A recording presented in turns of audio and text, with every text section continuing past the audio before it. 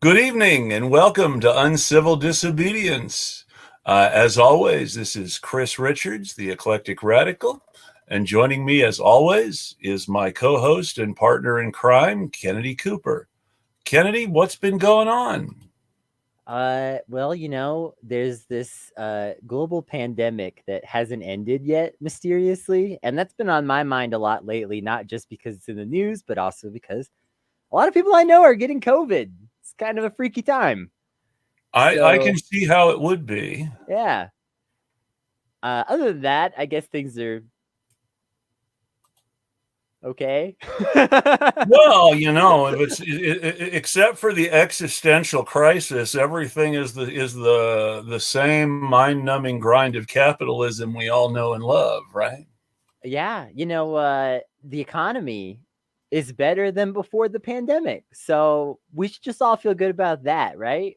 I'm suspicious about that. I also I would like think that's a verification good for that claim. I think that's a good topic for us to talk about a little bit because COVID is a big deal. And normally with something as big a deal for the country as COVID, you see uh, an economic downturn at the same time. It causes a recession, or at least this has historically happened in the past. But instead of any sort of recession, obviously, I'm sure part of this is free money from the Fed to banks and foreclosures markets and all Sure. sorts of other things. But for some reason, the markets, except for a few short crashes here and there, have been chugging along like always, right through the pandemic. Yep. I mean, I feel like Stephen King really missed it in The Stand when he didn't have the stock market reporting record highs as everybody was dying. Right. Yeah, that needs to be in the next version of The Stand if you It release an does. even longer, even more uncut version, Steven. I know you watch this show. So um yeah, it's pretty weird. I think Brian from Street Fight, one of my favorite Twitter friends and just generally a great person to podcast with. Uh, he really summed it up really well in a post that I'm going to paraphrase, where he was like, I was feeling pretty sad about this COVID stuff, but then I heard the economy was doing really well. I wouldn't know because I don't have stocks, but I guess that's good. Now, the sad thing is that I have a 401k at work. Hmm. So I guess this is good for retirement or whatever, but what if I die before I retire? That's an interesting question, isn't it? I Um, mean, it's great that COVID is so good for my 401k, but what if I die of COVID before I retire? yeah, I mean, I Because also there's no sign of COVID not being an issue every year until um, I retire now. to be clear about this, the UK has said unambiguously that they expect COVID to go on for 6 more years. That is the official government stance right now. That is Well, not, again, this is not ambiguous. I'm not paraphrasing. I'm not exaggerating. The UK's public health officials said this like 2 days ago. 6 more years of COVID. so That's what they expect. between you and me, that sounds right with Boris Johnson's COVID policies. I mean, clearly, if I mean, my God, I know it's bad here, folks, but if you think we're dying on the altar of the economy, go remind yourself what Boris Johnson's up to at some point. Boris Johnson isn't quite as bad as Trump and Biden. And of course, he's nowhere near as bad as Bolsonaro and Modi. He's And pretty to the bad, best of my though. knowledge, he's ahead of Bolsonaro still because he's only had COVID like once or twice compared to Bolsonaro's 3 or 4 times now. Here's the thing, though. Here's the thing about Boris Johnson that makes his performance especially bad, though, and noteworthy, is that he is managing to do this in spite of having a functional public healthcare system in this country. Well, that's because they've been selling pieces of it off for years, so it's under much more strain. Oh, I mean, than he's it should selling be. them. He's selling them right now. Yeah. Yeah. In fact, they recently tried to sneak something into some other bill that would have essentially completely privatized the NHS. And there's so much of it that's privatized already. People don't even realize, you know, that there's so many things that aren't covered by the NHS, and some of them have never been covered. But some of these things are things that were covered 20 years ago. Yes. We're just 100% covered, and now, nope, you got to pay for that out of your own pocket. Yeah, that's true. Ha ha ha ha ha. Ha ha ha ha ha. Now, of course, I told you, Stephen King watches our show. The famous Stephen King spells it with a PH, just for future reference. I didn't say which Stephen King watches our show, okay? But that is pretty cool. So thank you. But yeah. So Boris Johnson is trying really hard, I guess, to be as bad as Trump and Biden. Biden has officially killed more people of COVID in 2021 than Trump did in 2020. Yeah, I mean, Boris Johnson, he's determined to catch up. They just canceled the lateral flow tests. They've been sending tests to, this has been a big thing that's been touted about, like, hey, this is a good thing we should all look to. The UK is sending tests to everybody's homes all the time. Yep. They're canceling that. That's done. That seems like a bad idea if it's going to last 6 more years. It does, but again, literally, this is the statement from their government. I'm not exaggerating. I want to be really clear about that because I shit on capitalists a lot, and I pretend like they say things that are more obscene than what they said or things like that. I want to be clear that in this case, I'm not exaggerating. This is exactly what they said. They said it would be a cost-saving measure over the next 6 years to stop sending the tests. They made it clear it was 100% an economic issue.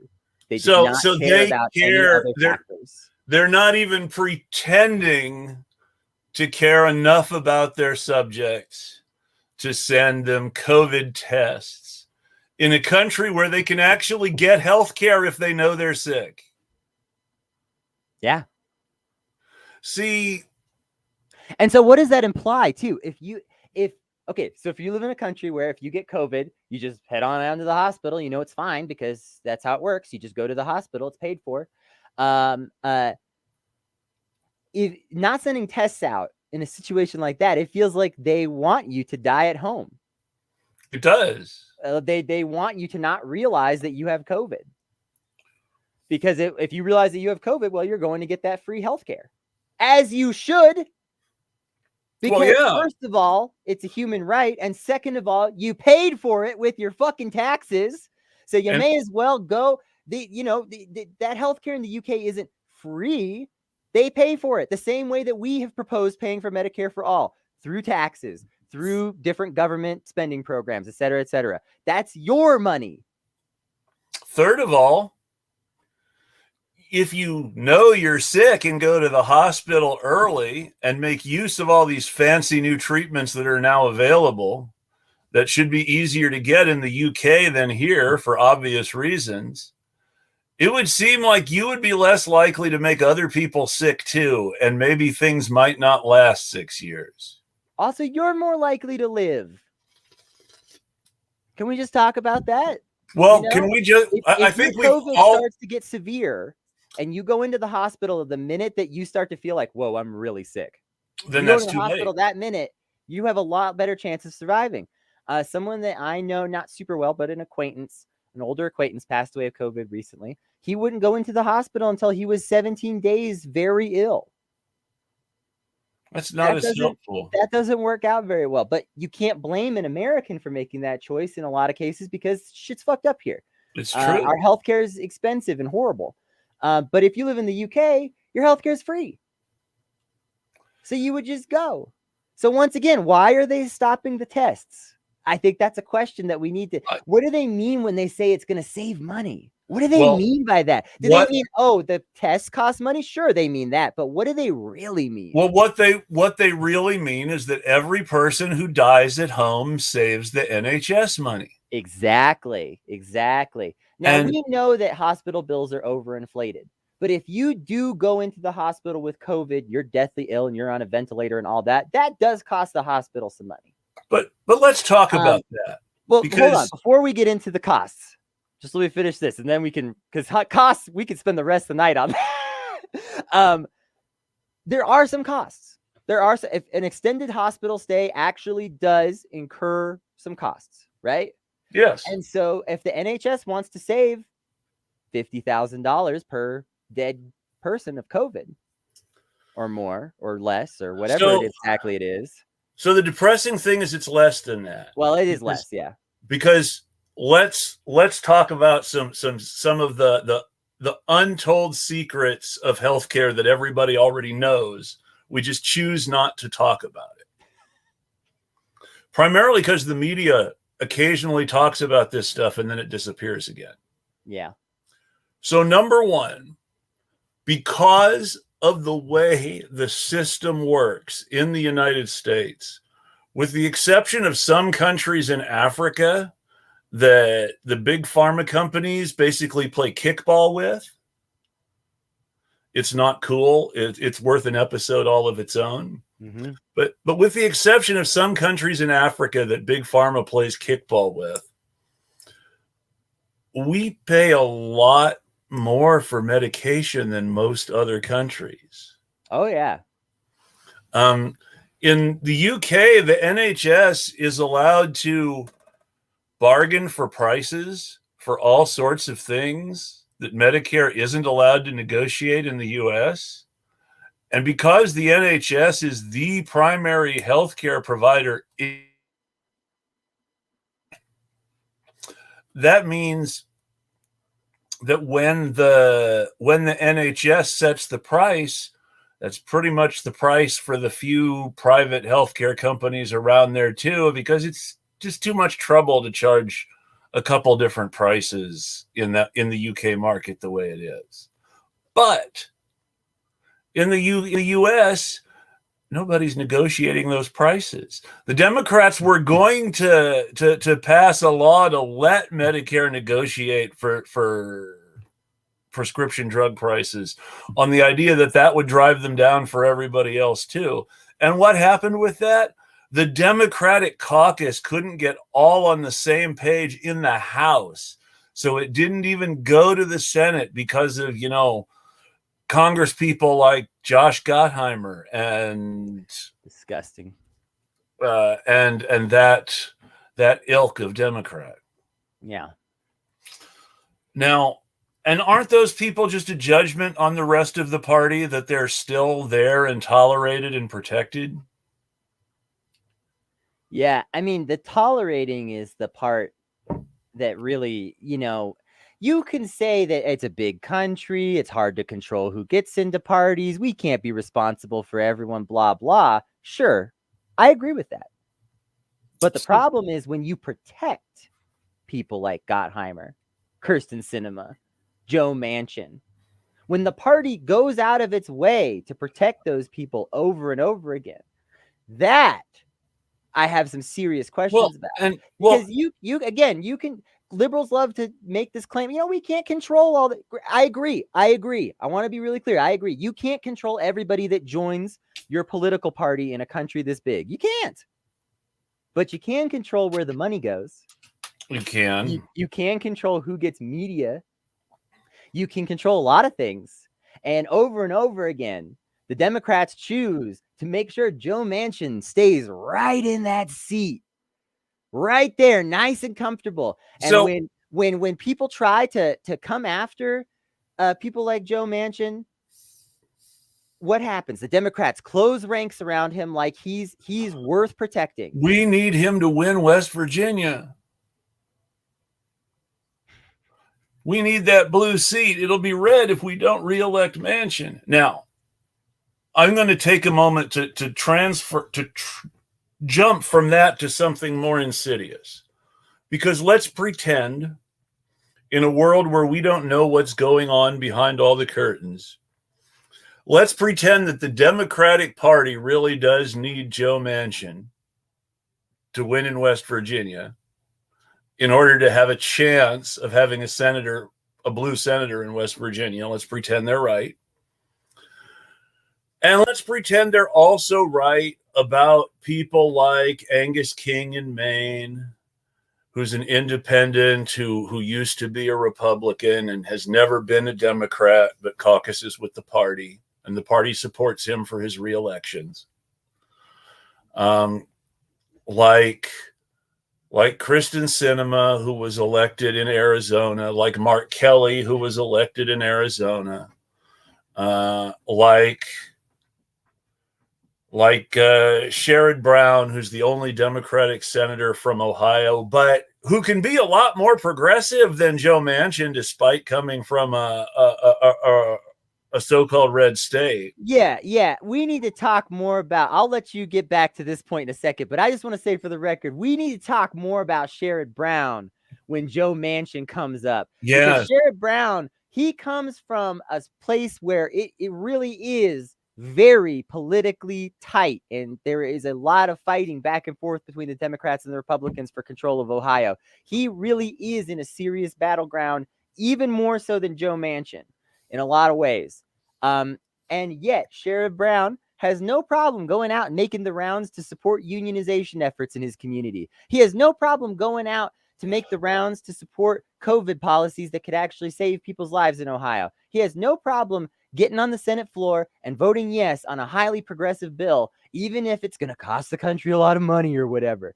He has no problem with any of that, and he wins over and over and over again. People of Ohio fucking love him. Which suggests that if the Democratic Party didn't prefer a Joe Manchin to a Sherrod Brown, they could have a Sherrod Brown in West Virginia too.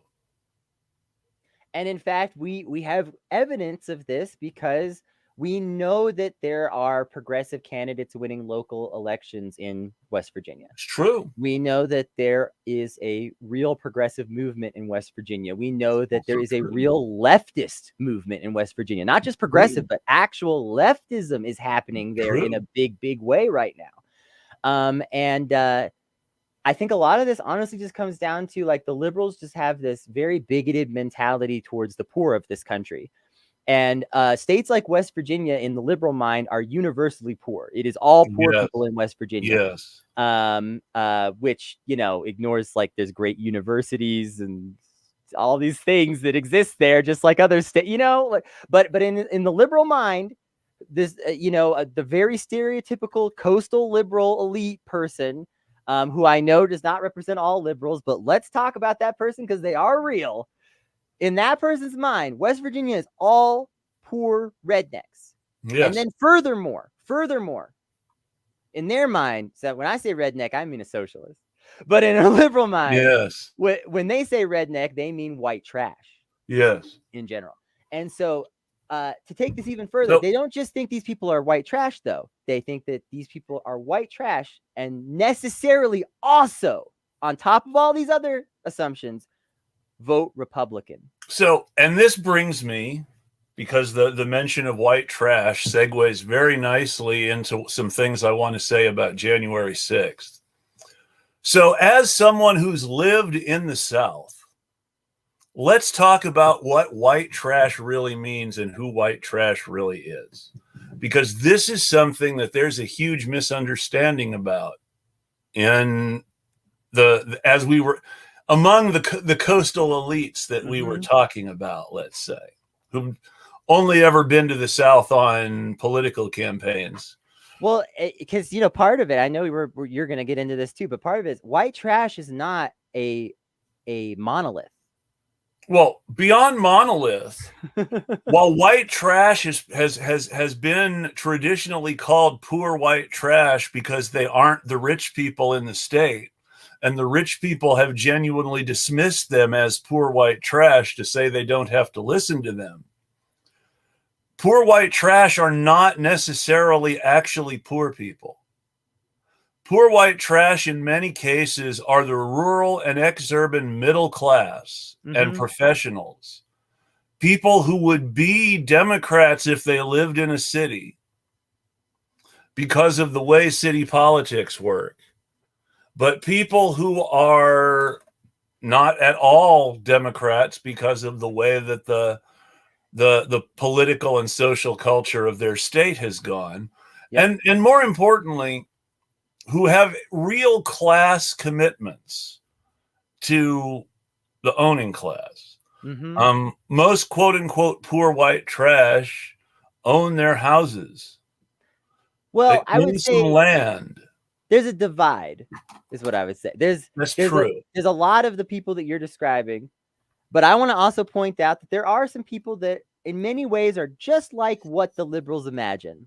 And I know, because I used to hang out with a lot of these people. I know some of them too. I was poor, and I honestly, I really liked them. You know, at first I didn't get some of the stuff like four-wheeling in the mud, didn't immediately appeal to me, but I got it after a while. But okay? Four-wheeling. This is something that I have to bring up again because it's important. Four-wheeling is not a hobby for genuine poor people. No, those four-wheelers, those were farm vehicles. And in some cases, that was what got you to work. Sure. I know. But again, I mean, you know, in the farm vehicles, sure, they're specialized. You got them with a loan that you can't afford to pay back, maybe. But farm vehicles aren't cheap either. A lot of them are not. But what I will say is there are real poor white trash folks that really live up to that definition. And yes, they might have an old tractor in the backyard from grandpa that they keep running. That doesn't represent real wealth. You know, it's not the same as the guy who bought the new John Deere last year and has the 3-story house in the middle of nowhere. And yeah, it's in the middle of nowhere, but God, look at it. Well, that's not, you know, so there's kind of this petite bouge poor white trash almost in a way.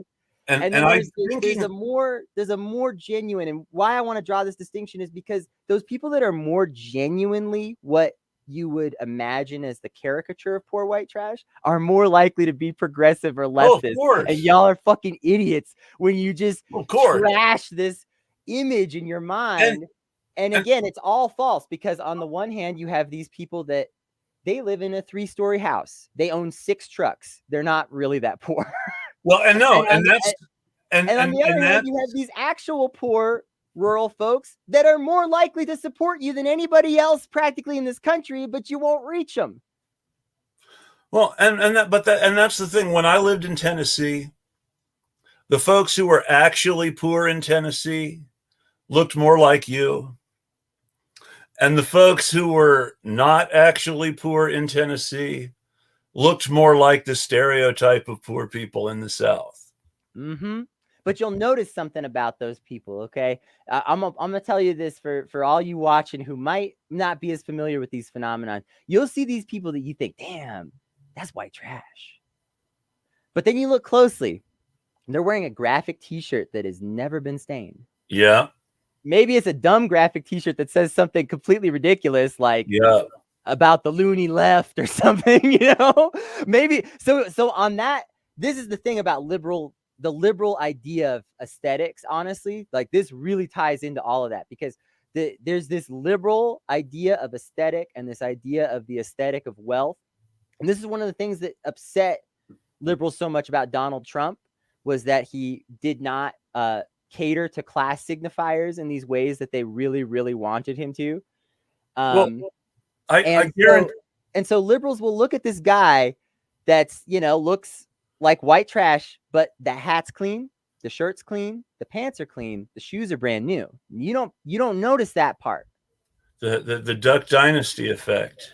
Exactly. Now let's say a word about this, because I guarantee you that coastal liberals on both sides of the country who don't take closer look at, you know, what people make for a reality show and how much business they actually had to have been doing in their whole primary business in the first place to get people interested in a reality show. Especially for a business this. I guarantee you I guarantee you that there are a whole lot of people who think the Robertsons from Duck Dynasty are poor people. And yeah, they think they're aren't. real. They think they're real working class rednecks. Yes. They don't necessarily think they're poor, but they think, they worked for what they have. They still work hard now. They're ready. They get out in the truck. They're willing to get out in the mud, whatever. So go back and find the pictures of those guys before the show was made, and they literally are all standing around in polos and khaki shorts, and they are clean shaven, and they have tightly cropped, perfectly coiffed hair, like all of them. They wanted to live down to their stereotype on the show so that people would see what they wanted people to see. And it's not even, this is important because this ties back to this point about white trash, and it doesn't always look like what you think or things like that, and what this is all really about. It's not even that they were faking every aspect of their personality. It's true. Those guys really do like to hunt. Yes. They really do like to fish. Yes. They really do like to do all of those things. It's just that before they were doing it in a polo. Yeah. They really are religious zealots. They really are conservative nutballs. They really are horrible racists. They look clean cut before they were on TV. Mm-hmm. Yeah. Again, a lot of that personality, that horrible personality, is real, but they looked clean cut while they were doing it before. And that's, again, this ties back to this. You don't really know what white trash is like if you haven't lived in the rural South or lived in a place like West Virginia. In West Virginia, the trashiest dang people are the same way. They're wearing a polo. They're clean shaven, but they still got that big truck. They go hunting every weekend. And let's talk about that big truck. So, for all of you who don't really pay attention, yes, they inherited the house, and yes, the house is looking run down, and yes, their land is overgrown and they've got a bunch of other vehicles just lying around there rusting. Or if they didn't inherit the house, they're like a certain redneckish family member of mine that turned out to be embezzling from his company for 3 decades. Or something like that. But their truck costs more every month than my rent. And that's my rent here in Oregon, which is a lot more than a working person's rent there in Tennessee. Yep. And furthermore, real working people do buy trucks, but they don't buy trucks like that. No. Real working people cannot afford the Dodge with the Cummins diesel engine. No. I can say you will sometimes meet a working person who buys a nicer truck than they can really afford explicitly to put their clients at ease. Like, especially if you are an independent contractor, for instance, and you basically don't have any employees and you just go remodel someone's kitchen by yourself. Here's where I'll get a little bit Marxist. Oh, yeah. You're still at that point. Maybe you do a lot of the work yourself, but at that point you are still a small business owner and not someone who's punching a clock. Now, it may not mean in many cases, but also in the rural South, you'll meet a lot of these sort of independent contractors that have never hired another person. Oh, I know. A day in their life. And some of them are real, just they don't make any special money, but they'll buy that slightly fancier truck because they want to put their clients at ease. But again, they're making, even they will not have that Cummins fucking engine. Exactly. They have the That's Dodge. What I wanted to point out. I've known some people that stretch beyond their means a little bit so that they would look professional. Yes. Especially in regards to things like that. I knew this one guy in particular that had basically started his own small construction business with a buddy, and they got a really nice looking truck so that they could roll up to people's houses and look professional. And it was a big stretch for them. It was not a $60,000 truck though. Well, that Lynch. But those guys with the big old trucks, that's a $60,000, $80,000, $100,000 truck or more. The lynch mob in Georgia, who fortunately got convicted, thus showing that there is a limit to how blatantly you can commit a lynching in this country, at least. I remember one of the one of the more sort of lefty but sometimes liberal journalists out there tweeting their yard, and well, these are poor guys in the South and they're not educated, and we have to take these states over so we can help these poor white people who are trapped. And it's like, no, you're not looking at that truck closely enough. You're not looking at the land that house is on closely enough. You're not even looking at the circumstance of the murder, because these people were just driving around in the daytime in their truck with nothing to do. They weren't working. Yeah, that's the kind of thing that the rich business-owning rednecks do, is just drive around making trouble. Trust me, I know. Exactly. And that brings us to January 6th, because the nature of white trash and the misunderstanding of white trash among many Northeastern liberals who happen to work in the media, many of them. And Northwestern liberals. Well, never underestimate the presence of Northeastern liberals in the media, even when the media is not in the Northeast. True that. I'm just saying, you tend to find the same attitudes in Seattle as you do in Boston about poor people in the South. Oh, that's absolutely true. I won't disagree with that. But with that in mind, this misunderstanding of white trash among the coastal elites, as we like to call them, a lot of people have this broken idea in their mind of January 6th as a working class uprising by misguided people who just need the right leaders to do the right thing in the right way instead of supporting Trump. And if we were just telling them what to do instead of the people who are telling them what to do now, everything would be so much better. Now, I'm not denying that there are people above the heads of the people that were at January 6th, and that, there aren't greater leaders of the fascist movement. But it's important to understand that the January 6th thing represented the leadership of fascism in this country coming together in one place, which is why you saw things like one of the most prominent leaders of the Proud Boys get arrested there. One of the most prominent leaders of I can't remember the name of all these white supremacists. Just pretend I said the name of another white supremacist organization. It probably sounded something like the Goofy Lads. But all of these, go look at the most prominent hate groups in this country. They were all heavily represented on January 6th. And I'm not just talking members, I'm talking leaders. Oh, and state senators were there. Mm-hmm. State assembly people were there. Mm-hmm. Well, someone from my state. Yes. I forget. He's a city councilor in a small town or something like that, is in trouble now because he was there. City council people, as you just mentioned, and county commissioners were there. Mm-hmm. Cops were there. Some of the people who were throwing down on the Capitol Police and beating them with the flagpole were themselves cops. Mm-hmm. This is why you heard things like, why are they shooting at us? Don't they know that we're on their side? And I might be exaggerating a little bit, because no group is a monolith. But for the most part, all the working class people who were present on January 6th were paid to be there by Clarence Thomas's wife. Now, listen, I'm sure that there was some guy who doesn't live far from the Capitol and is just some regular Joe Schmo racist who isn't very remarkable who was there. I'm sure that that's true.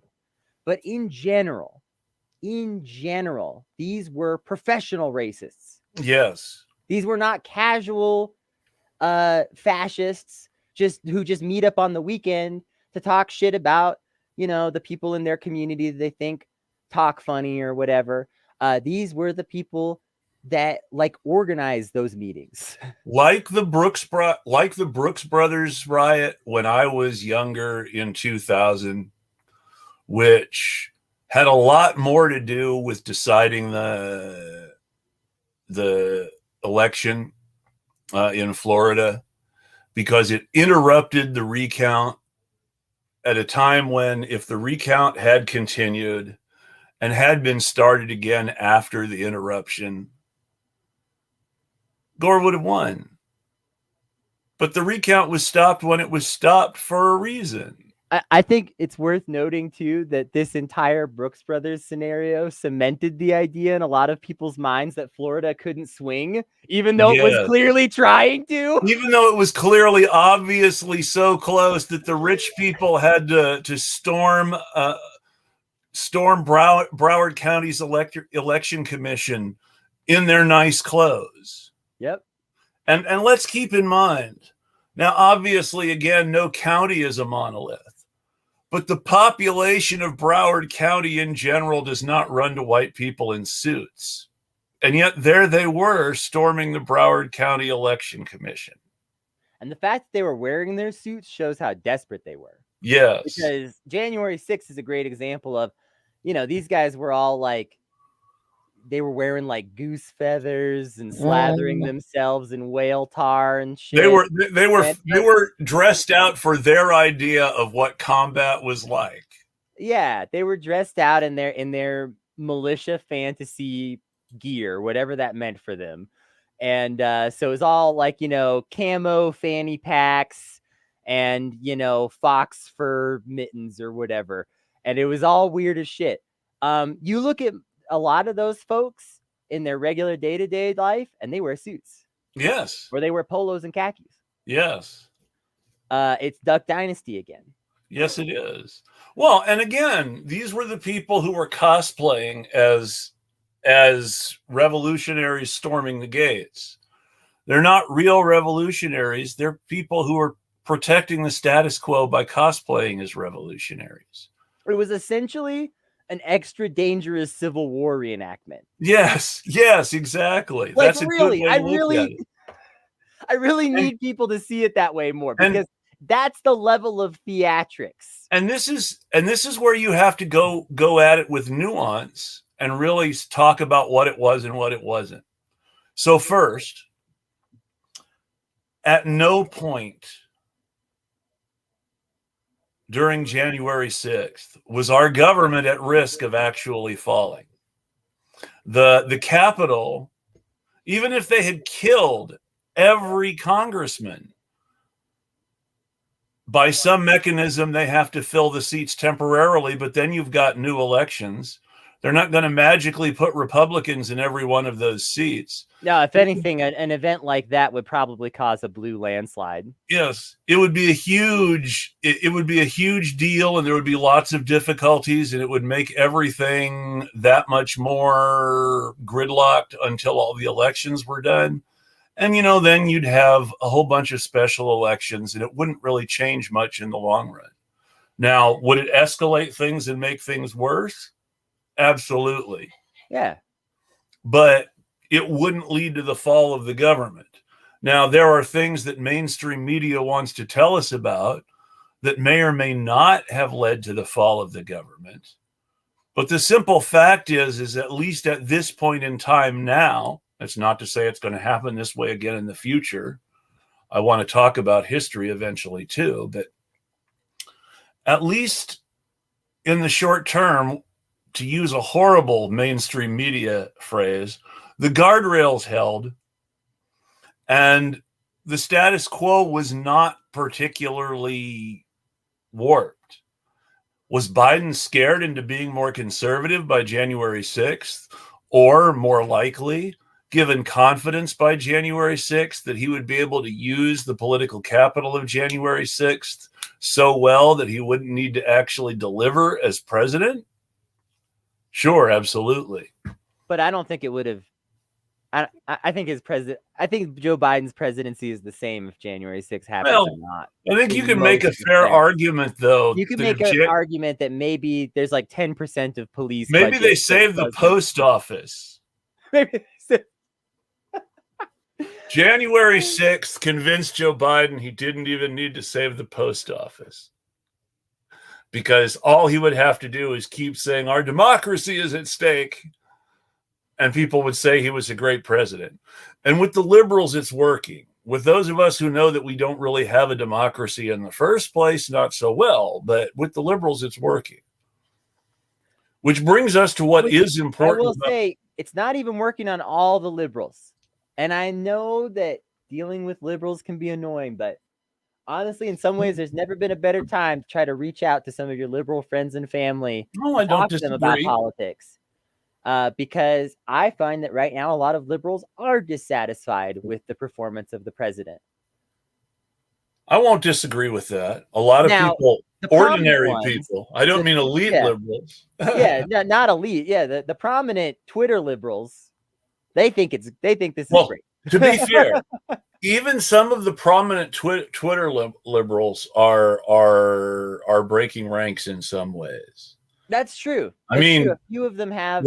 while he doesn't follow me anymore, and he's not someone that I would consider even necessarily as a liberal, the former federal prosecutor with his own NBC News podcast who goes on MSNBC all the time, Glenn Kirshner, has been saying Trump should be prosecuted and locked up from day one, and has been really, really angry that it hasn't happened, and has been very scathing about Merrick Garland's non-performance as Attorney General when it comes to busting Trump.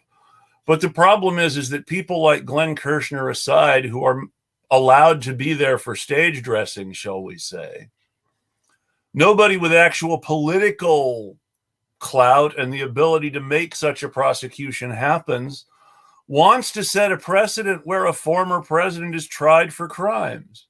They feel like our country can't survive the idea of a former president being tried for crimes. And that more than that, well, if we try Trump, what if somebody decides to try Barack Obama or W or Biden for something later? Good. Well, yeah, I agree it's good too. But I mean, the biggest reason you didn't see the biggest reason that Obama gave that "we've got to move forward and not look backwards" speech was because it occurred to him as he was going through all the records and talking to his new friends at the CIA who didn't want to go to prison. It occurred to him, I might need to commit some war crimes at some point. And if I do that, I don't want to set a precedent for prosecuting a previous president for his war crimes. So I'm going to forget about this. And this undermines any credibility that the Democrats have. Really, it does. Because you cannot get up on stages and screech about this criminal president who must be stopped and then do nothing. And they've done it a few times now. I mean, W was a criminal president who had to be stopped in 2004. And he was reelected because they just couldn't quite convince people that W was really a criminal, even though a lot of us could see it. Yeah. And then, in 2008, Obama sounded they don't really have good. The credibility. How is anyone supposed to take that accusation as credible? This is why the Republicans are able to just immediately turn that around and say this is a political attack, because it is. Exactly. Because it is. Not because Trump isn't a criminal, not because he didn't do crimes while he was president, because because you've chosen to undermine your ability to use that as an actual attack. You've turned it into a political attack for no reason. And let's talk about these congressional January 6th hearings. I'm old enough to remember that the Iran-Contra hearings basically established that the qualified immunity Congress gave Oliver North to testify before them was every bit as binding on federal prosecutions of his actual crimes as if he had made a deal to testify in court. The difference is if Ollie North had made a deal to testify in court, people would have gone to prison over his testimony. And because he testified in Congress, what happened is Congress referred a bunch of people to the Justice Department for charges. But nothing really came of it. It was slowed down by the Reagan Justice Department to such a point that there were still multiple people on trial when George Bush became president, and George Bush the first was able to just pardon the ones who still hadn't been convicted. Yep. And he was able to, he didn't care about the couple of people who actually got convicted, but he pardoned the people who still hadn't been tried because he didn't want stuff about his involvement to come out. And that's another aspect of this, is that even if the Democrats, let's say that the midterms aren't a total disaster, the Democrats hold on to a little bit of power still, and they go, hey, we're actually going to try Trump for his crimes now. We're going to do something about it. It's still, it would be too late. It would be too late. You have to get there sooner than that. Because it's just like the example you're talking about. If they start trying Trump like right at the end of 2023, then he's just going to get pardoned by whoever the Republican president is in 2024. It's true. If you start trying Trump the day that Joe Biden goes into office, and to be clear, this shouldn't be your priority on your first day, but let's say you made it your priority, at least it would have showed that you fucking stood for something. So let's say that, Joe Biden, day one of his administration, is like, we're nailing Trump's ass. That could work. It could. But you got to start then. Yeah, no, he would have had to appoint an attorney general who would have been ready to go after Trump the second he was sworn in. The second. Now, none of these people are my idea of who should have been attorney general. Don't get me wrong. But the people that the liberals were drooling for were people like Preet Bharara and Glenn Kirshner and these other people who had made all this noise about why Trump should be prosecuted and what he should be prosecuted for. And people were calling out for these people to be the attorney general. Mm-hmm. And instead we got Merrick Garland as I'm sorry we couldn't put you on the Supreme Court present. Now, hi, Mark, and thanks for saying hi. Vancouver's not terribly far from me here in Tigard, Oregon. Yeah, thanks for tuning in. And yes, thank you for tuning in. But I mean, that's really the thing to remember, is that they could have appointed anybody, and they appointed Merrick Garland. And that goes for the Supreme Court seat he didn't get too. They could have appointed anybody. Mitch McConnell would have done exactly the same shenanigans no matter who Obama appointed. And instead of appointing somebody, some absolute liberal fire breather who would have made a whole lot of noise about not getting an interview with any Republican senators and not getting a hearing, and would have, at the very least, acted like it mattered.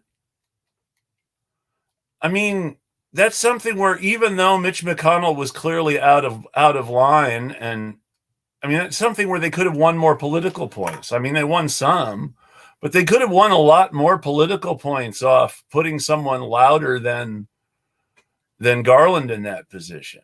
Oh, yeah. And here's the thing, too. They can't even claim that, like, oh, well, it's too much work or something like that, because there are prosecutors in New York that have been building cases against Trump for a long time that are just dying for that phone call. They are just waiting for that phone call that would take their attempt at a case from half serious to completely serious. And Joe Biden can make those phone calls, and he doesn't even have to make them himself. He could pass off to somebody else. But the point is, if the office of the president started calling the prosecutors in New York that have been trying to nail Trump's ass for, in some cases, decades, and said, hey, let's go, baby. They wouldn't even need to, they wouldn't be building a case from scratch. They would be working with mountains of evidence. Every prosecutor in New York who ever wanted to go after Trump has been stopped by whoever was district attorney of Manhattan at the time.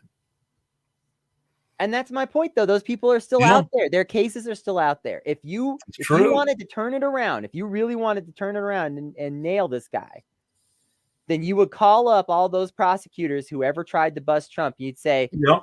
come on down to the White House, all expenses paid. Bring every bit of discovery you ever got when you were working that case. Bring every bit of evidence you ever compiled. Bring it all. Bring every document. But they don't actually care. Exactly. If they actually cared, it'd be that easy.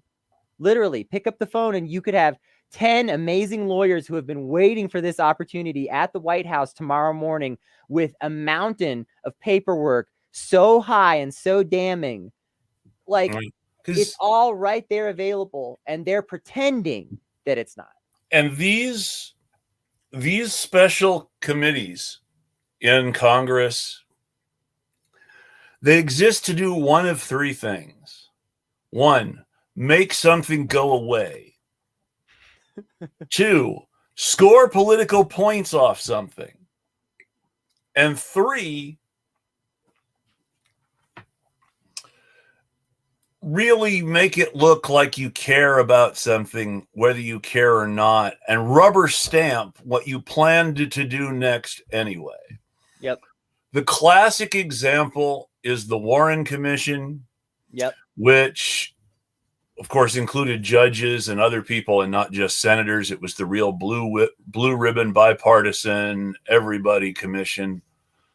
And they said, oh, yeah, it was a lone gunman by himself.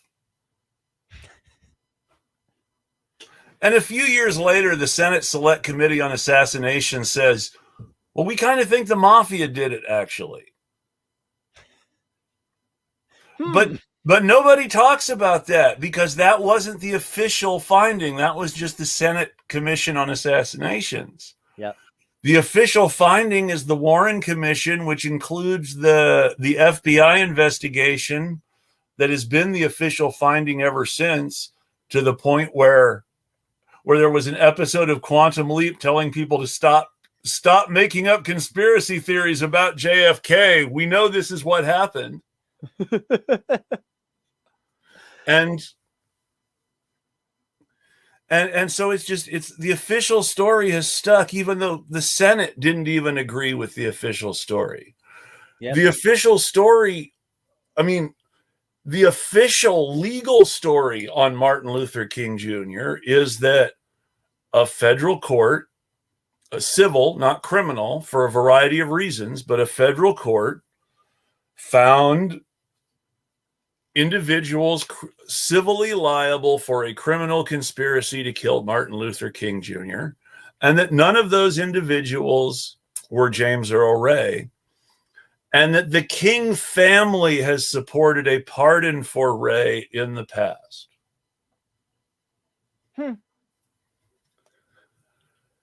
So there is a strong belief by a lot of people, including the King family and a federal jury in Tennessee, that there was a conspiracy between Memphis cops and members of the FBI that led to somebody shooting Martin Luther King Jr. And that's the official finding of a federal jury in Tennessee. So even some of these things where if you talk about it, no, that's a conspiracy theory. Even some of those things just are already, there's already a paper trail saying, no, this isn't true. Even if you don't believe those alternate paper trails, they still exist. Yeah. And even if they don't go anywhere, they still say, this isn't an open case. This isn't a completely closed case. There's stuff to investigate. One of the most famous facts that gets overlooked, but is true. It's in the FBI records. It's in the CIA records. The gangster who was in charge of the CIA's attempts to kill Castro was working for the Cuban secret police to mislead the CIA and to prevent the attempts from killing Castro to actually work. So Castro knew almost everything the CIA was trying to do. And mafia people who may be talking because they want to sound special, but mafia people have said, yeah, Castro knew what he was doing and he paid people off on our side, and Kennedy got shot. And other people, and lots of people have said lots of things, and most of them were people who were already in prison and wanted to get a lot more attention. But these things are still facts that don't just go away. Even if Lee Harvey Oswald really did it. So, okay, why does a Marine Corps spy come back to the U.S. after not liking the Soviet Union, but brings his Russian wife with him? And the U.S. government lets him and his Russian wife come back with no problems. I mean, he was someone who had defected to the Soviet Union, but who was now living again in Texas with his Russian wife. Fascinating. It's a little odd. Some of these things bear investigation. I mean, because I know if some of the famous British defectors had wanted to go back to the UK, they would have gone to prison. Or worse, treason against the crown is still a thing over there. Yeah. So listen, I try to say something to this effect pretty regularly, but folks, just as a reminder, yeah, a lot of conspiracy theories are insane. If you go on Reddit and you scroll r/conspiracy, you'll see the most deranged, unimaginably foolish notions being presented as plausible. And no one should fall prey to things of that nature. That said, if you believe that these people are never scheming, you are equally insane. I mean, conspiracy hypothesis might be a better word than conspiracy theory, but that doesn't mean they're completely illegitimate either. People should be trying to prove them instead of challenging other people to disprove them, perhaps. That's a big issue with the way a lot of these things are presented. I love arguments about who wrote Shakespeare. But okay. The historical record is pretty solid. Listen, that actually probably was Shakespeare. There are some conspiracies that aren't interesting, but that one's good. That one's great. There's all sorts of great stuff in the argument over Shakespeare authorship. My favorite, because they wrote about the same time and both of their works were translated into the other's language. One of my favorite is the conspiracy theory that Shakespeare and Miguel Cervantes were the same person. Oh, that's a good one. And that both were fake identities for someone who was not either Shakespeare or Cervantes. Huh.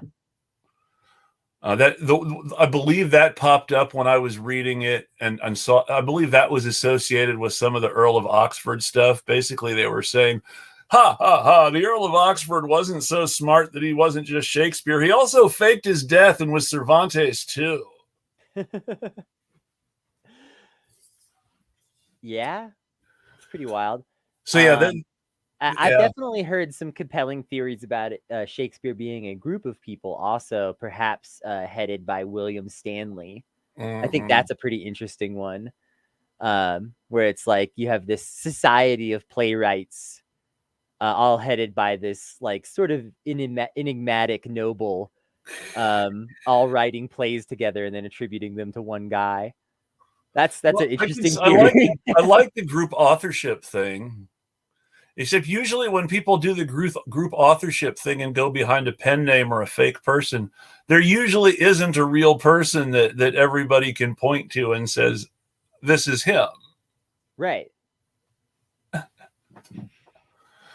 There's a story that there was that William Shakespeare was simply the name because he was the head of the troupe. He wasn't just the lead actor. He was in charge, at least for a while.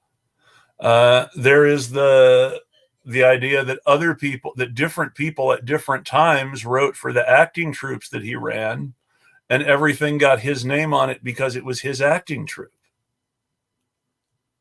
Yeah. That could see that being almost legit, maybe. But back to I what I really was like. saying. I just really like theories involving William Stanley because he's a very mysterious guy. The Stanleys were shitheads. Yeah, true that. I mean, I'm one of my favorite royal family conspiracy theories is that Richard III was framed, and the Stanleys always come up in any discussion of Richard III being framed because they sold him out for the future Henry VII. And he actually singled them out for very important positions, and they were quote unquote his guys, but they ended up going over to the other side because of all the accusations against him. But yeah, welcome to the resistance. But it's so, and it's probably not true. I mean, they found DNA evidence that showed he probably that the body they thought was his really did have a hunchback. So the hunchback thing actually wasn't malicious gossip from Shakespeare. It was real. And they found what they think is the bodies of at least one of the princes that they've been able to ID fairly well. And so it looks like Richard III probably did it. But for years and years and years, there was a very popular anti-Tudor and to a certain extent anti-current royal family. But they're a very old story going back that, Richard III was the good guy, and he just got set up as the bad guy because Henry VII won. And then, of course, you go to full Black Adder mode where you get a whole few extra years there. But no, back to what I was saying. To modern times. Back to modern times. Back to January 6th, where we got lost on all this. As far as there was a conspiracy, we don't need to theorize about it. There's a paper trail, how all those people got there and what they planned to do and who was going to do what. And the main reason that these people are being let off the hook is because these folks are dupes. Narrative is convenient for people who really don't want to go too deep into charging the people who are really behind it with crimes. And so it's easier to sort of let the little people who actually did the insurrectioning off the hook and not in any way go after the people who got them all whipped up and sent them off to do it. Right. And again, the working class people who were there were paid to be there by Ginny Thomas, with the exceptions that we noted, probably having absolutely been there in mind. With the exception of Gary, the local Capitol Hill racist. Yeah, I work at the State Department, and there's a good chance that I'm going to get replaced anyway with Biden coming in. So I just went there to riot. But I'm a janitor at the State Department. I make like $19,000 a year. Janitors at the State Department make more than that. Not the contract ones. That's true. That's a good point. And they've changed contract a lot of janitors. That's something we might do a whole episode on one day. Let me tell you. Contracting of that sort in general, actually, because there is a whole body of conspiracy fact about how independent contractors have become employees while still being called independent contractors, and employees have become independent contractors while still being de facto employees. Yeah, you used to be able to work as a janitor for a company like IBM and get the same benefits as the people working in coding in a lot of cases, or close to the same benefits. have an actual career that, you know, you could work there for a long time, get raises. That's something that contract employees often don't get, is raises. My and in some cases, I know boss someone who got a had job. Oh, you finish first. Sorry. My boss got a job as a janitor at HP when HP was still out here in the Portland area. Mm-hmm.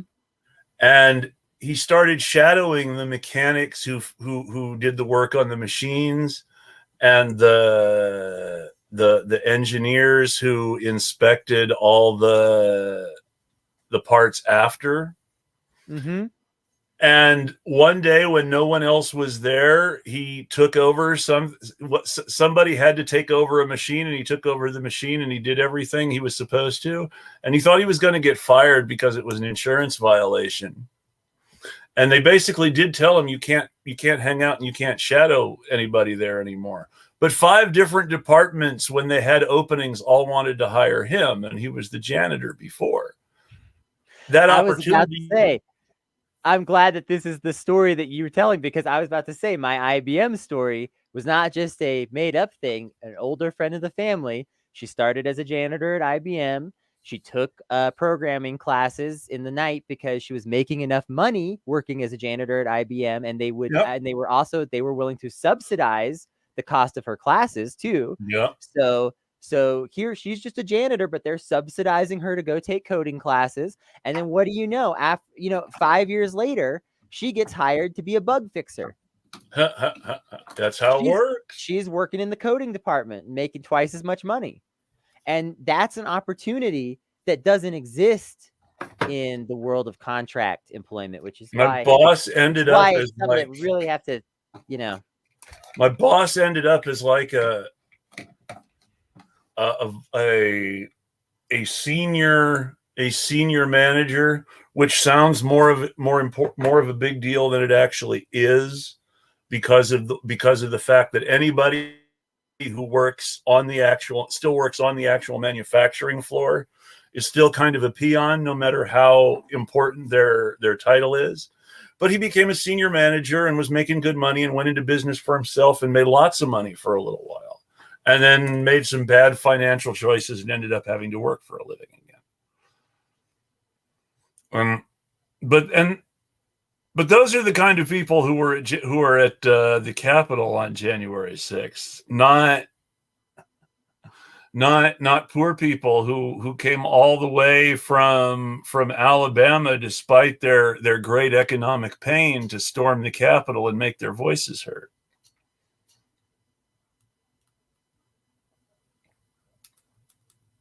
Yeah. And when people try to say that was some sort of working class uprising and that those people can be there for us, it's just, you don't understand what happened.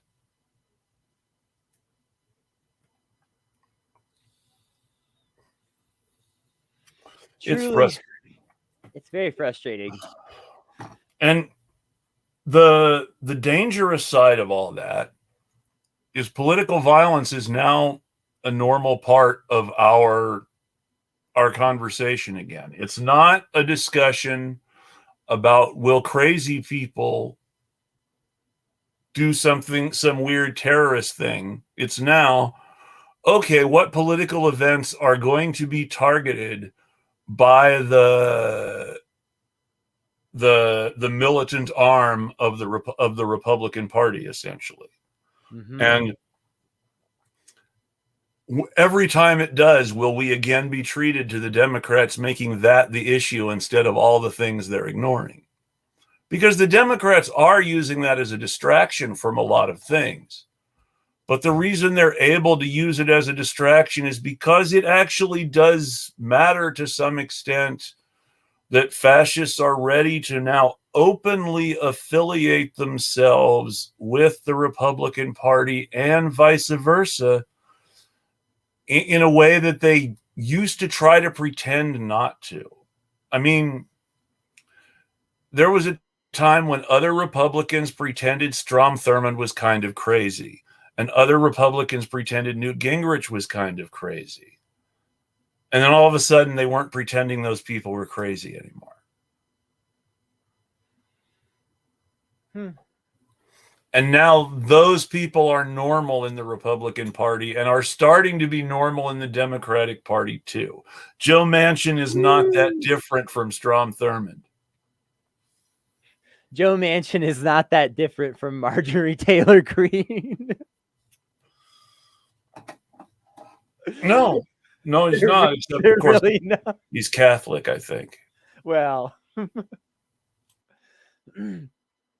that's an important difference to the Christo-fascists. I'd be willing to put money on, though, that Joe Manchin also had to be convinced that the Holocaust was real.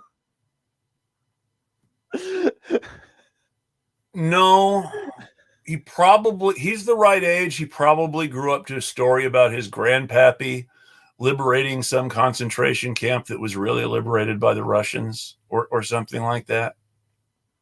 Yeah, unless his grandpappy was one of the people developing Orange Fanta.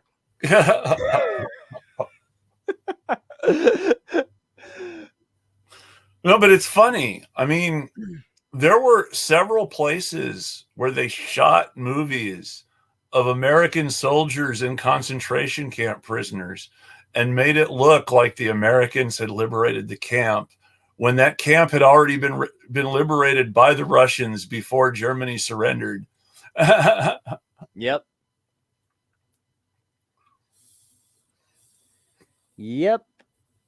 Yeah, World War II. There have been some really good studies about the extreme propaganda about World War II, where you can see decade by decade, ever since World War II has happened, that there's been this slow shift of, well, the Russians clearly won World War II, the Soviets specifically. Mm-hmm. Yes. To be, just clear about who they were and why they were fighting. To the USA won World War II. Well, there's always been the perception now is overwhelmingly in favor. If you just poll random people on the street, yeah, the U.S.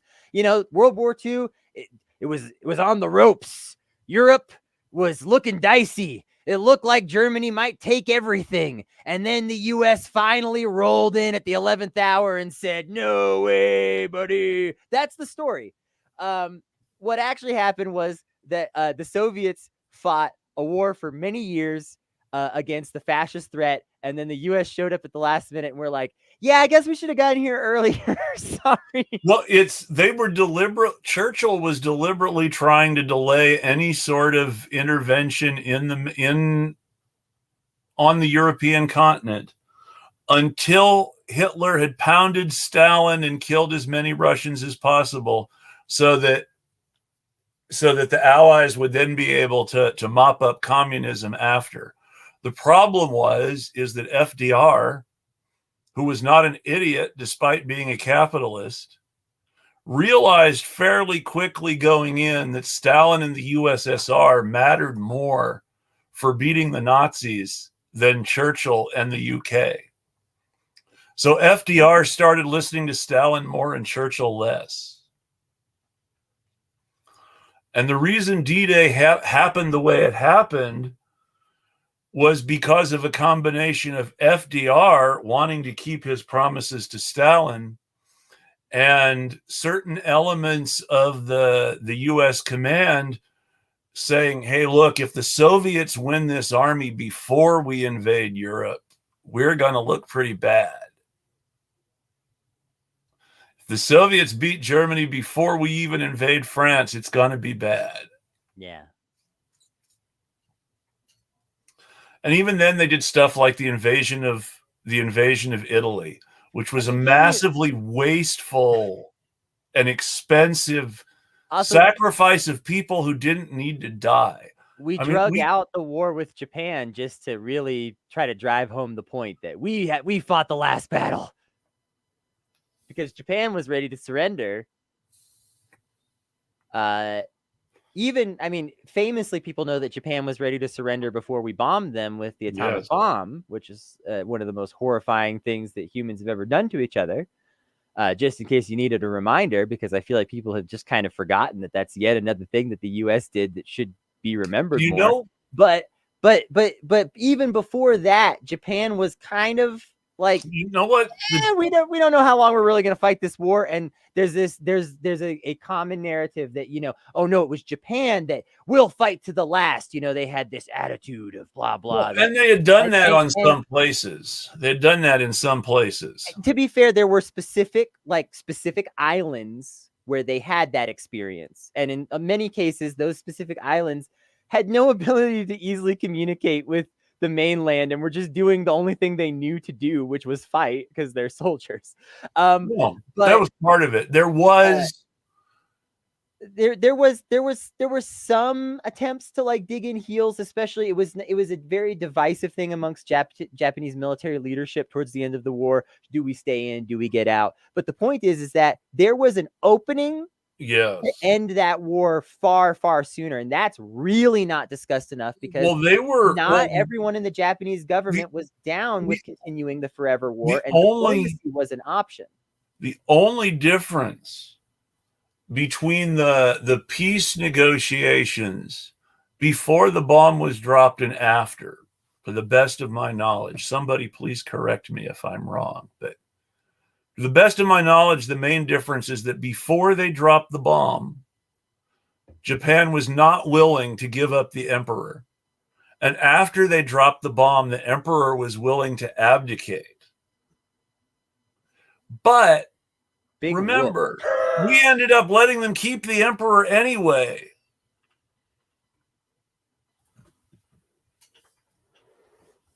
So if you are of the opinion, well, we had to drop the bomb for them to be willing to give up the emperor, then the comeback is, well, they didn't give up the emperor. We let them keep the emperor.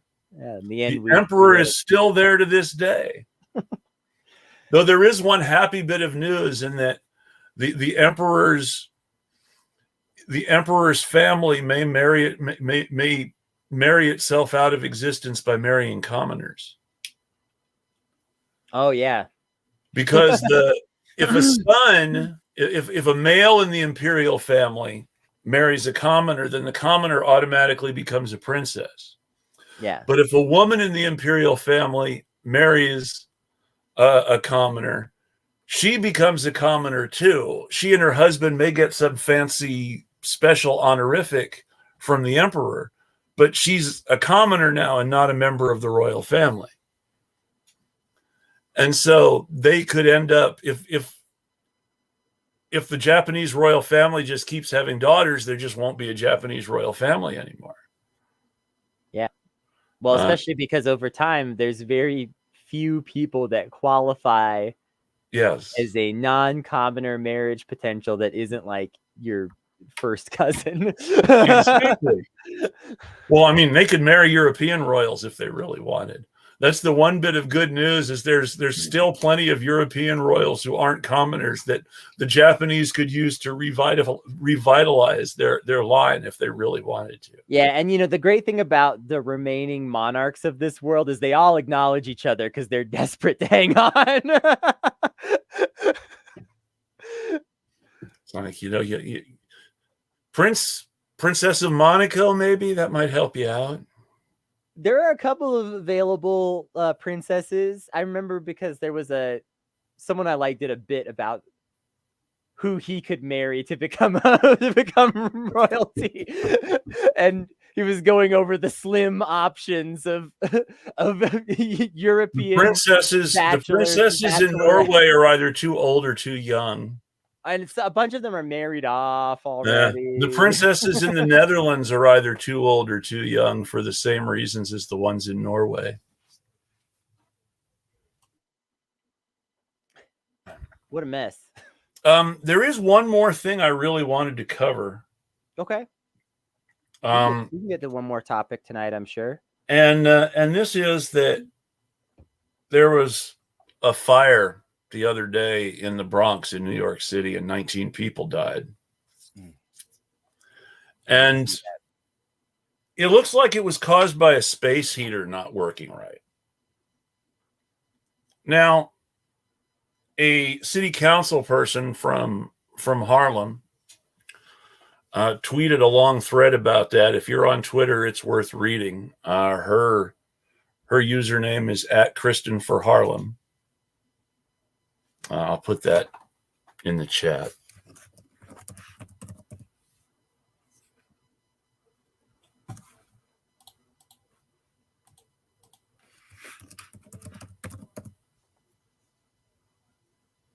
Yep.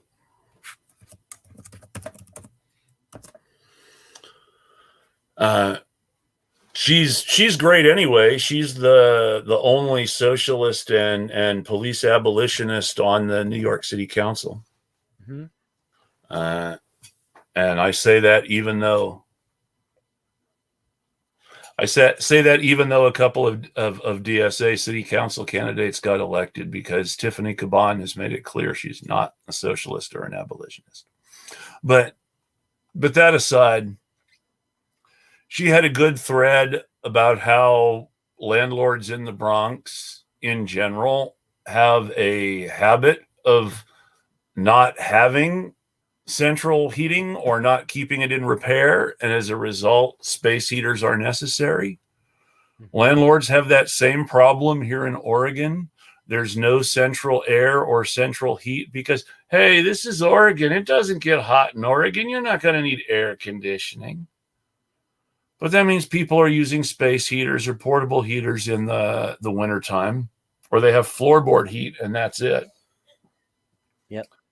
And people are using lots and lots of electric fans or swamp coolers or window ACs in the summertime. And all of those things increase the risk of brownouts and fires. Yeah. It's also worth noting that sometimes poor folks, we end up using space heaters because it can be cheaper in some cases. True. If you are trying to be economical about how much your bills go up in the winter, because, I can't afford for my bills to just go up, double in size just because it's cold outside or things like that. If you're trying to be economical about things like that, I know a lot of folks that, especially before it gets super cold, they just run the space heater for a few weeks in whichever part of the house is coldest or whatever, or whichever part of the house that they're in. I know people who have used space heaters because their gas was turned off. Yeah. Or just the price of gas shoots through the roof, which happens all the time in this country and different parts of the country. I'm really lucky to live where I live, where natural gas is extremely cheap all the time because we produce it. But in lots of the country, there's shortages, and then the price of gas can go up such that your gas bill is hundreds of dollars for 1 month. I don't remember the year anymore, but it was one of those things where somebody really scored a good one on W. We had tried to overthrow Hugo Chavez in Venezuela. And then we had a really bad winter in the American Northeast. And the price of fuel was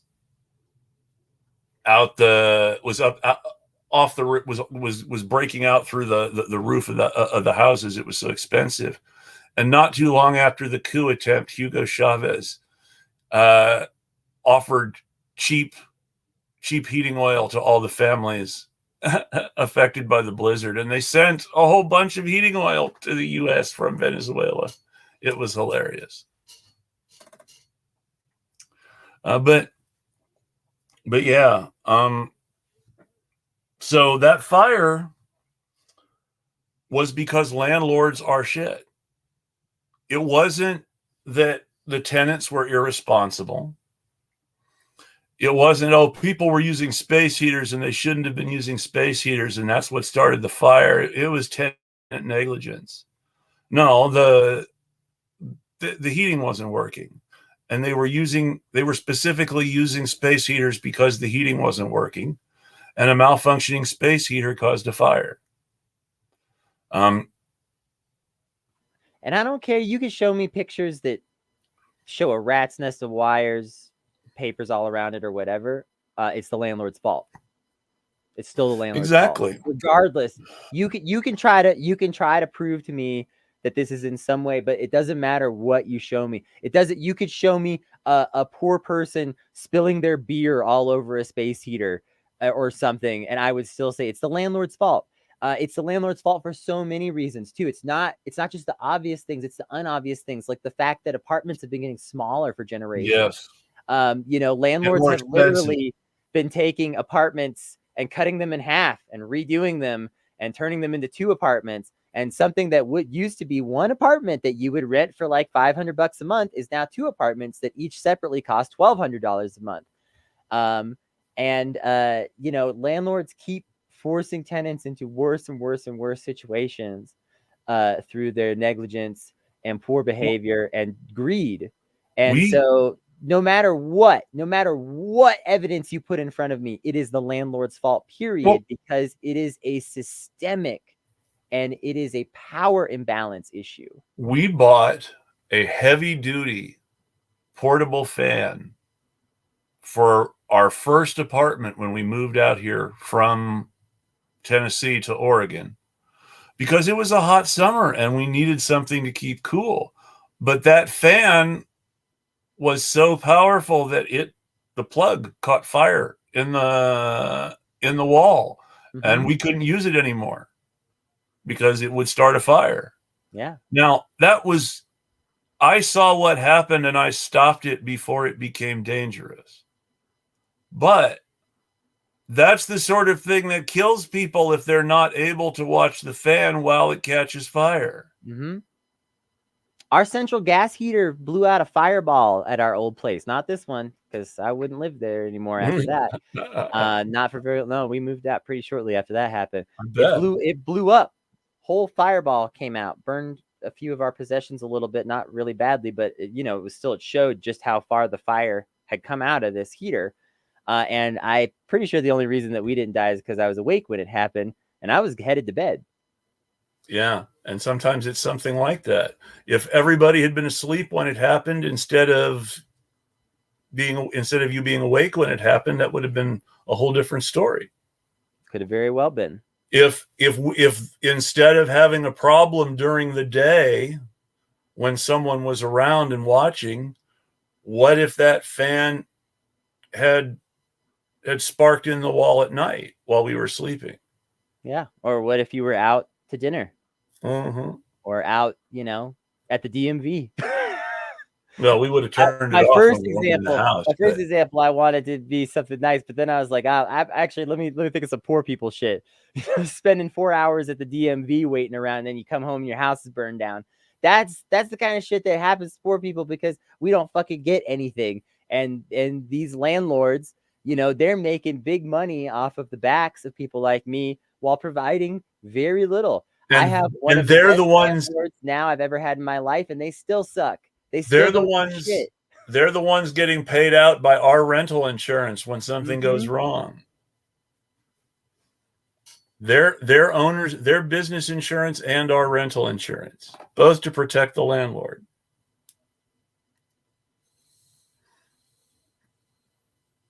Yeah. It's all to protect the landlord. The landlords always win. When the state starts handing out rental benefits, during the pandemic, the landlords seem to get most of that money. So one way or the other, either directly or indirectly. Know that the federal program to pay off people's rent allows landlords to say, no, we don't want the money. We want to kick them out. So it's not even a program to stop people from being evicted. It's a program to pay people's rent off if the landlord doesn't want to evict them. And that was just scary. And that's expired now, I think, finally. If you didn't get your application in by such and such a date and weren't being considered, though I'm sure there are people who haven't been approved yet, knowing what our backlog was like here in Oregon. It took us from June to December to get our rent paid. And during that period, we weren't supposed to pay any rent. So which is a double whammy. Yeah. Sure, you're not supposed, if you pay any rent during that period before it gets sent to the landlord for landlord approval, then the government disapproves you right away because you paid your rent one of those months. But if you don't pay your rent and your landlord says, no, we don't want the money, then you've got to work things out now for all those months you didn't pay because you were. It's a program full of holes. It's full of holes. And like I said, it took us, and we applied right away. It took us from June to December to get our rent paid. And then we were holding our breath. Well, will the landlord take the money? Yeah. Because for some reason, it's still a choice at that point. Why should, and that's the thing is, why did they include that choice? Why was that choice included in the law when they put that in there in the American Rescue Plan? Because even the Democrats care more about the landlords than about us, because this is a country by and for landlords. That of the people, by the people, and for the people in the preamble to the Constitution and the Gettysburg Address. The people, just change it to landlords, and it'll be more accurate. Half the time, if you do go read those original quotes, they don't say the people. They say shit like property owners. And then even if they eventually changed it to the people, originally, the original draft of every single one of these documents was property owners, property owners, property owners. Well, and that's what was in the minds of these founding fathers. They were not thinking about all people. They were thinking about landowners. When they said the people, they meant, well, us. Yeah. And they said the people. I mean, when you're talking about the Declaration of Independence in the Constitution, yeah, they really said the people in those documents. But when they were talking about minority rights in those documents, they were talking about minority rights because they were afraid that the poor majority would take the rich minority's stuff. Yeah, and their goal was not to actually end feudalism. It was to create do-it-yourself feudalism in your backyard. Amazon is a great example of this right now in this country, employing hundreds of thousands of people. It's like what? Like 1 in every 300 Americans is employed by Amazon or died of COVID. That very popular term, aristocracy of merit, that used to go around when I was a kid, or meritocracy, which is what they like to say now. Merit according to who? Merit according to whom? Well, merit according to whoever the aristocrats are now. It's like what I was saying about ancient Rome last week, is that, yeah, they called themselves conscript fathers, and they pretended they were being drafted by the state. But who was really doing the drafting? The other senators. Yeah. There's a great show on Netflix that everyone's watched by now, 3%. Yeah. If you haven't seen the first season of that for any reason, everyone needs to see that, because that is just the perfect show to explain how meritocracies are a lie. Because here they are in this perfect meritocracy test that will determine who the best among you are, and you all have a chance to be here and participate in it. Except, first of all, do they all really have a chance to be there and participate in it? Second of all, you'll start to notice right away, well, some of this stuff just seems blatantly unfair. How can you call it a meritocracy based on the merits of a person if you're going to create some challenges that are unfair to certain groups of people? And so, for instance, in that show, there's one character in particular that's in a wheelchair that is used as an illustration in several prominent scenes of, like, this guy seems qualified in most respects and is really smart and really empathetic and, generally a good person. But some of these challenges are just not designed with him in mind. It's true. And that's the real insidiousness of meritocracy. Who did the system have in mind as it was being designed? And standardized testing to this day continues to continually prove that we have a problem here, because standardized testing is racist. And I don't say that because the idea of filling in bubbles is racist. That's what conservatives like to hear. but it's the way that you arrange these tests. It's the kinds of information that you expect people to be exposed to. Let's be totally honest. If you have a country where meritocracy is measured by a white supremacist system whose members are mostly rich white guys, then when someone is chosen to join the elite for their merits, it ends up being Mayor Pete. Mm-hmm. Yep. Is Mayor Pete really what meritocracy looks like? If you look at it in only very select ways, yes. He's well educated, he's well rounded. I mean, say what you will about the shitheadedness of his military bid, but from an outsider perspective that's not trying to just roast him, well, he has a lot of different life experiences. He's got political experience, he's got corporate experience, he's got military experience. He knows all these different things. He's well educated. He speaks a few languages. He seems impressive and all these, from a certain perspective, you can look at Mayor Pete and go, yeah, his father was buddies with Cornel West, so that's even going to give a little bit of appeal to a certain portion of the electorate. Of course,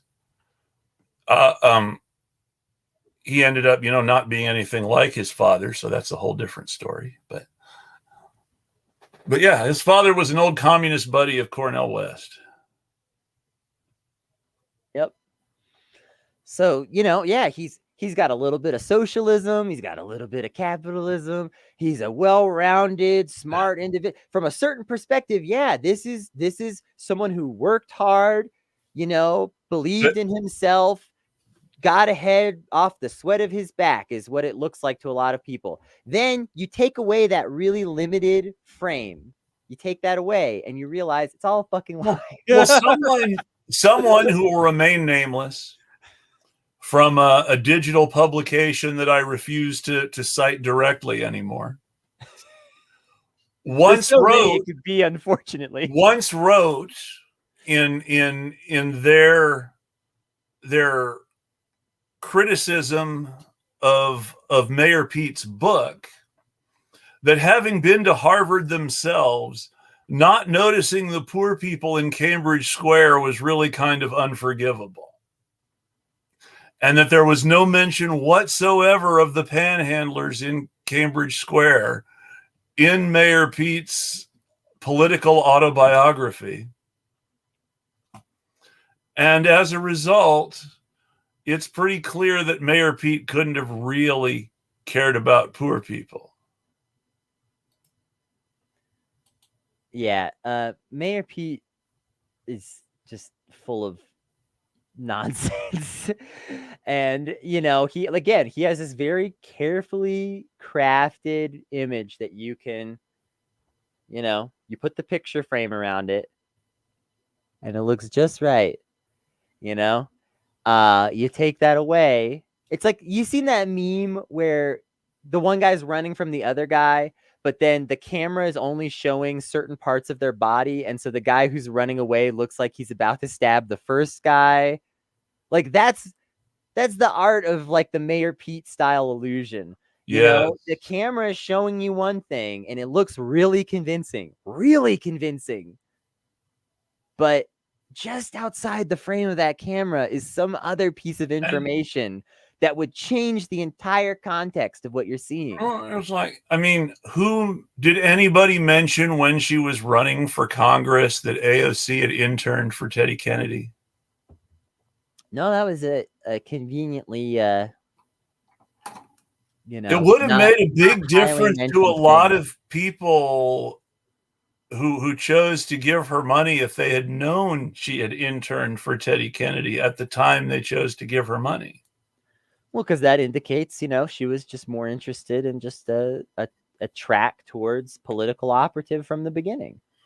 And that doesn't really jive with a lot of the story that, we were kind of given. I don't want to trash AOC all day. I'm glad she interned with Teddy Kennedy instead of Harry Reid. Yeah, I mean, But you could have interned with someone worse. but that said, there's stuff about Teddy Kennedy that's not savory. There's a reason again, he's it's a framing thing. The simplest way to put it is there's a reason Teddy Kennedy was the only member of his family who wasn't shot. Obviously, I exaggerate a little bit. There were other people who weren't shot, but there's a reason that of the three political Kennedy brothers, Teddy wasn't shot. Yeah, and again, it's a framing thing. Yes. Because once again, now, and I don't want to trash AOC all night. That's not my style, first of all. And second of all, I also want to make it clear she may not have even made all of these decisions about her image. She may not have. So this isn't even necessarily her fault or anything. But someone made the decision to kind of push that information to the side. Again, it may not have been her. It may have been someone else entirely. She may not have even really realized that was or wasn't a part of her major messaging, even. Honestly, I mean, there's so much to manage at a certain point of a campaign of that size. You don't really know what's going on. You don't know what your strategists are all really up to necessarily. And famously, I mean, campaigns fall apart because of this. And so, because if those strategists are out there doing good things, well, then great. You don't have to know everything that they do. But if they're out there doing bad things, you might wanted to have known. So anyway, so she may not have even been aware of this, but someone made that decision. Someone made that decision. And that decision was done to deceive a little bit, because again, it's a specific framing where if you see that, well, then you start to think of AOC as, oh, well, she wants to be a politician. She wants to go into politics. There's a difference. That kind of person. There's a difference between interned for Teddy Kennedy, worked for an NGO, left the NGO and was a bartender for a little while, and then ran for Congress too. Bartender runs for Congress. It's all where you cut that window off, like you said. Mm-hmm. And I'm not going to get into... I'm not even trying to trash her either. No, and I want to be clear that I don't want to give any credence to some of the conspiracies about her childhood or things like that. This is not about that. This is about her life as an adult and the choices that she's made. Yes. And what information was chosen to be revealed in order to create a certain kind of image in our minds. And honestly, I don't think it benefited her necessarily, because I think if she had just run as a slightly more normie progressive Democrat, then no one would fucking give a shit about trashing her all day. That's probably, I think a lot of people, I mean, there would be some people, but I really think a lot of people were specifically hurt. Forget. I think a lot of people were specifically hurt by a idea of promises being made and then not kept by her campaign. Yeah. And I think, although I think a lot of people on Twitter can be frothing madmen about how they talk about AOC, that there is a specific hurt that you can understand that caused a lot of people to feel bad. For people who are critical of politicians in general, were given a certain message that she wasn't a politician. And that was not an accurate or honest message.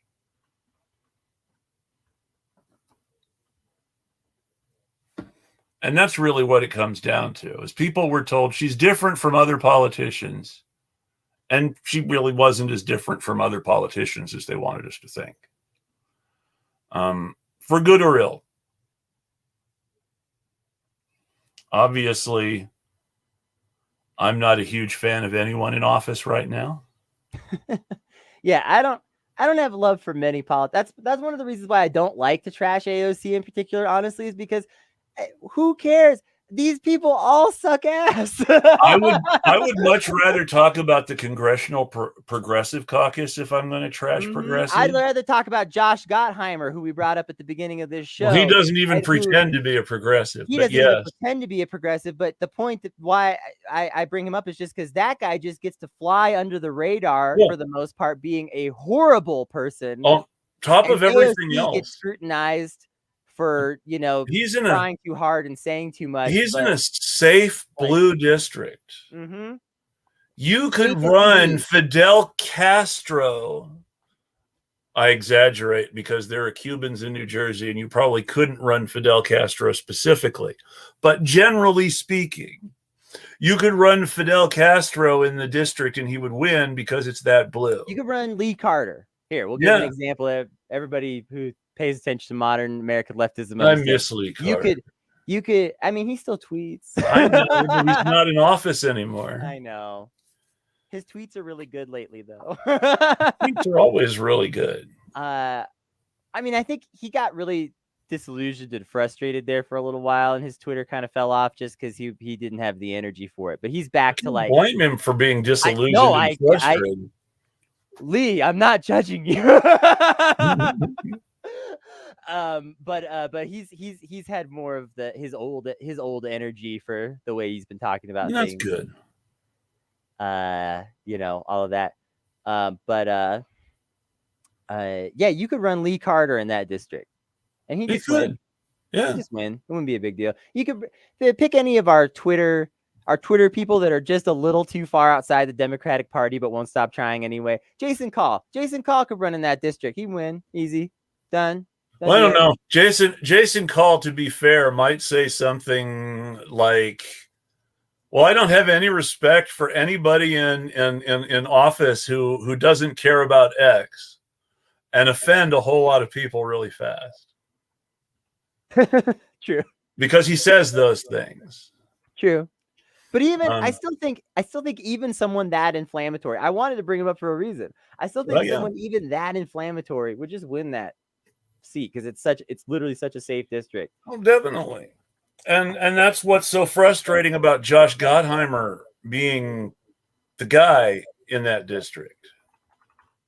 Because it is a safe blue district. They didn't need a Josh Gottheimer to win that district. They chose to support him anyway. And when you look at that, you look at the people who supposed safe blue districts send. Mm-hmm. I mean, Marie Newman is in Congress now, and that's a bit of an improvement. But that was a really safe blue district. And the congressman who Marie Newman ousted, Dan Lipinski, was a Republican.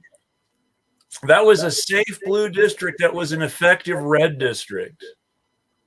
Yeah. Yeah.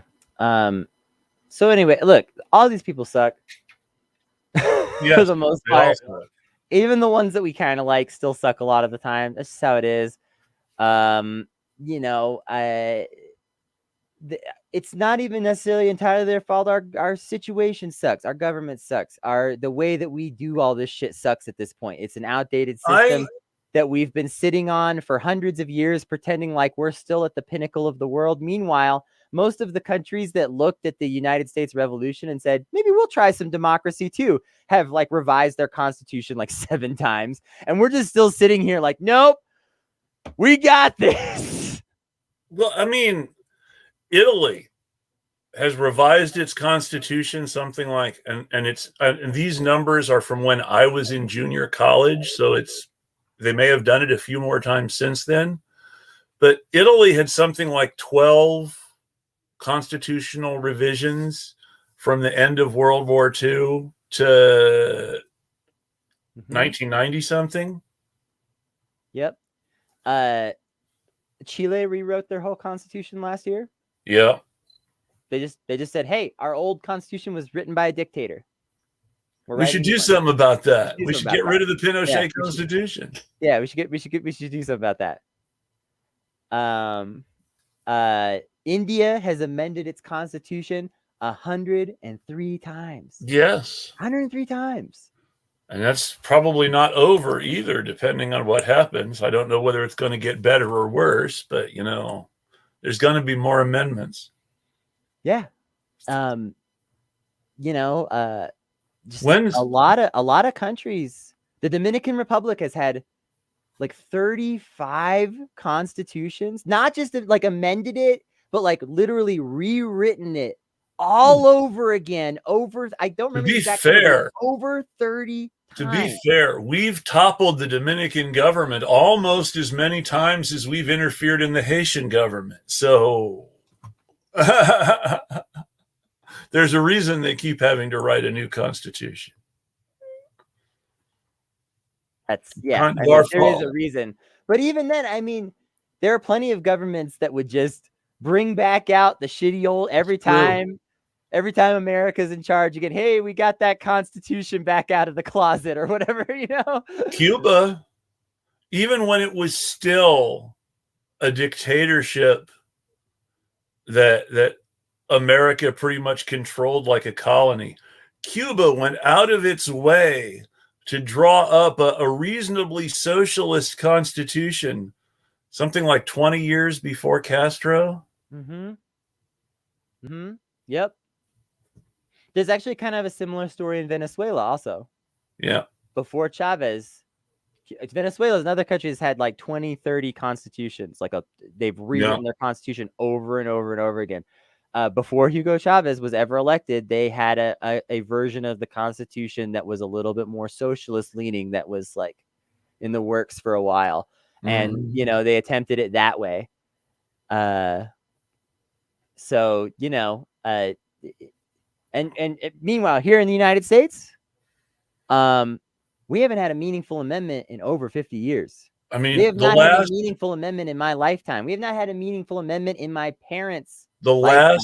The last meaningful amendment to attempt to pass was the ERA. Everything since the ERA has been a political gimmick. Even when they talk about reviving ERA now, it's really a political gimmick. There hasn't been a really serious attempt to pass a constitutional amendment since ERA. Mm-hmm. And yeah, that's 50 years ago now. That's the 70s. Yep. Yeah. So the Constitution in our country is unbelievably dead, and we just pretend that, you know, that's how it is.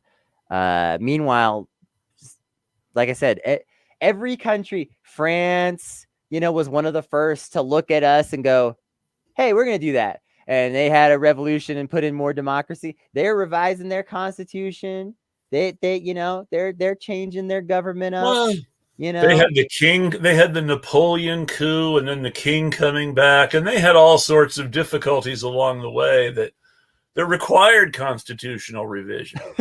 True. And this is one of we have had it too good. We have not had any difficulties. The only difficulty that we had that actually required us to change our constitution in any way because of our difficulties was the Civil War.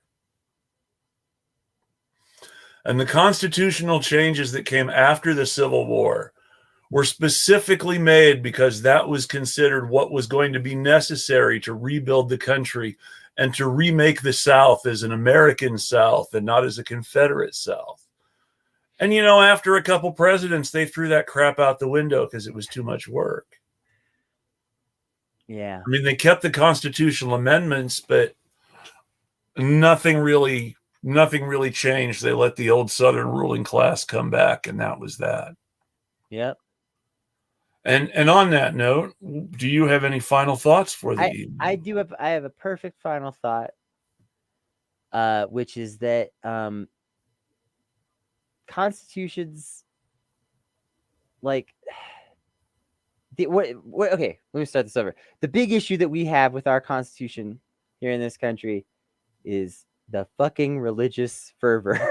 And I just want to really get that out there as my final thought. It's the Constitution is not the worst political document ever written. It had some merits in its time, as much as we've shit on it. I'm not here to say there's no way to take anything good from this or fix any of this. But what I am saying is that we can't do that if we treat this document as religious, and that is how it's treated in this country. And one of the biggest problems with that is that religious documents tend to favor a concisity that is not good for government. Everyone wants the Constitution to stay simple because it does have that religious quality. There is this attitude in America that we can't add too much to it, or we will be somehow polluting it. Meanwhile, in China, their latest constitution is like 150 articles long. And it's because there's a lot of modern issues in their giant country, and they addressed a lot of them. And we should be willing to do the same. Whereas we have to get past that religious attitude. We aren't even willing to change our constitution to allow our government to commit the crimes that wouldn't be crimes if they just changed the constitution before they did them. We won't even change our constitution to be worse. That's how stubborn we are. You know, we're talking about like places like Venezuela that have had like 26 constitutions. Some of them were worse. Awful. Yeah, sometimes they were going from one constitution to a worse one. We won't even do that here because we're so fucking scared of change. So it's true. You know, this is not religious. This is not God. If God was involved in the creation of this country, then whatever deity you believe in was only involved in the same sense that they're involved in the creation and destruction of every country. There is no special deification of this nation. There is no special holiness to this nation. There is God did not hand the Declaration of Independence to Thomas Jefferson fully written. There's no Mosaic moment. In fact, Thomas Jefferson's first draft of the Declaration of Independence was heavily edited by Benjamin Franklin. Mm-hmm. And while there are still definitely some of Jefferson's good stuff in the Declaration of Independence, it's important to understand that it was edited by a committee after Jefferson wrote it. It's important to understand that it was edited by an anti-vaxxer after he wrote it. Was Benjamin Franklin an anti-vaxxer? Actually, yes, but then he eventually changed his stance. Well, see, that's one ahead of our people who are all changing the wrong way. Yeah, Benjamin Franklin was so they didn't have real vaccines as we know them back then, but they had a cure for they had a smallpox vaccine by giving people cowpox. Mm-hmm. Well, they gave people versions of it. It was the equivalent of what we would call a live virus vaccine now, but you gave people the cowpox virus instead of the smallpox virus. And if they even had a mild case of cowpox, they wouldn't get smallpox. Yep. And this was invented in Africa, just so you know, where vaccines come from. They come from Africa, not from white people. And this method of smallpox vaccination came over to the United States. And many people were opposed to the idea of it, including Benjamin Franklin. And then Benjamin Franklin lost a close family member to smallpox and realized that he had been a fucking idiot. Yeah. So there's your story on Benjamin Franklin. But at the time that he was editing the Declaration of Independence, he was still an anti-vaxxer. So I think we should just make note of that as my true final thought for tonight.